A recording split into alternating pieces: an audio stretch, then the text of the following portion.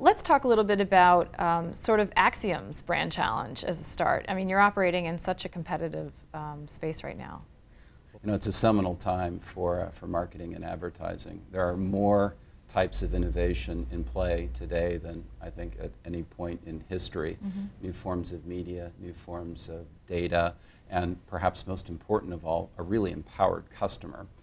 So the good news for us is that we've been focused on that problem for over 40 years. The bad news, if you will, is that it is drawing a lot of attention. So there's $5 billion invested in the last 5 years in ad tech. There's another $2.5 billion sitting on the sideline. 5 out of the 10 most valuable companies in the world have data as a central part of the way they create economic value. So it's crowded. So the brand challenge for us is to create a differentiated positioning in the marketplace. And we think that's about connections. You know, it's interesting to us that the way that most of the data is used today is digital data is used for digital, CRM data is used for CRM, TV data is used for TV. And when you connect these data sets together, when you connect consumer experiences together, you can really do some powerful things. And we think we have a strong capability to do that for brands. So you say you've been in the business, Acxiom's been in the business for 40 years. Only recently have we heard this term big data really kind of crop up, and it's everywhere now. So what's changed? I mean, you said proliferation of media platforms and just so many new ways of getting the data, and also there's a difference between structured and non-structured data that's coming in. So how does that change your business? I mean, you've probably gone through a massive overhaul as well. Well, we love it. I mean, there's kind of this fallacy that sometimes exists with my compadres in the marketing profession. You know, we want the easy button. If we could only find that one piece of data that always reliably predicts or describes customers' life would be oh so good. But unfortunately, it doesn't exist. It isn't what people search for. Search is a great demand fulfillment tool, but doesn't do anything to create demand. It isn't who your friends are. The business case on social data is very, very incomplete. It isn't what they buy. That can give you good indications, but doesn't really give you any view into the potential of the relationship. And it isn't even what people say they want to buy. You know, you'll find that self-reported data like that, us consumers have an exaggerated view of our potential. What I like to tell people, and this is a true stat, that 90% of Americans think they're above average looking or above average intelligence. And of course, that is mathematically impossible. So with all this new data, it doesn't necessarily mean there's been more answers. It's only yielded more questions, arguably. I think that's right. You know, so to say that big data generates value is kind of a pithy statement. It's clear that it drives value. I think what's more interesting is how unevenly it's driven value. And publishers like Forbes, I would suggest, are probably not getting their fair share. But the real people who are not getting their fair share are the brands.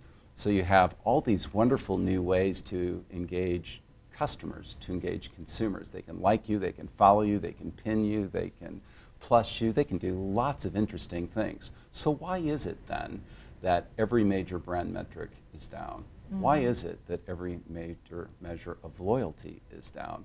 And I would argue that the reason for that is that there are artifacts of the way marketing used to be. And it's time, for brands to organize around the customer and make sure that their propositions drive value for the customer, not just value for their e-commerce channel or their digital advertising or their brand spend on television, or even the return on their CRM investment. So what are the implications in that for marketing organizations in terms of how they structure themselves, how they staff up, the roles and responsibilities of the CMO in light of all that? What are your thoughts on those things? I think for this, like many things, it's strategy first. And I think it starts with brutal honesty. There's lots of ways to make a buck, isn't there? You can always be low price, you can lead in innovation, you can have the most distribution. And I would suggest that for organizations that choose to compete on that, customer information is secondary because they have another way to make money. But in a world of unlimited choice and information about those choices, I think most organizations are going to choose to compete on the basis of customer centricity. And that'll be a hard change for organizations. Gone will be the days of measuring success purely in the digital channel or purely measuring success on GRPs in the television world. Success is going to be measured based on the ability to drive value for customers over the long term, and that'll be just I think a gut-wrenching change for many brands. Well, especially, I mean, the CMO's on the hot seat. They have to show short-term results. How inclined are they to kind of make this shift when arguably the results might not be there right away? I think again it depends on the strategy. So if an organization feels that marketing's primary job is at the bottom of the funnel to convert marketing impressions into sales, then you're right.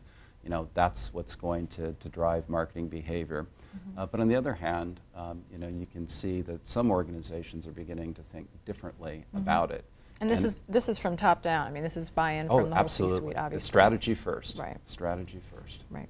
So in your experience in working with clients, what do you feel is still the biggest pain point for CMOs, with regard to data and really kind of getting their heads around this concept that it needs to be customer first? What's keeping them up at night as far as you're concerned? I think a lot of my brethren CMOs are under pressure to demonstrate that marketing actually works.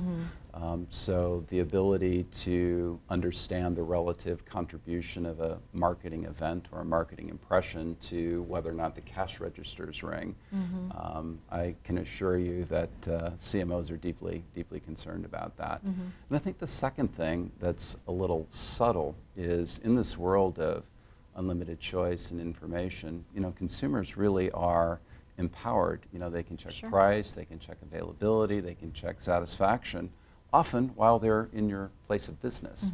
So I would say the second major challenge that marketers are concerned about is how do I defend pricing in the marketplace when my prices are transparent to those of my competitors. And the third one is the way that you preface the question, which is what is going to be the underlying basis that drives competitive advantage for their organization. And again, I'll make the case that for most organizations, it'll be their ability to understand customers and apply that insight to every important customer decision.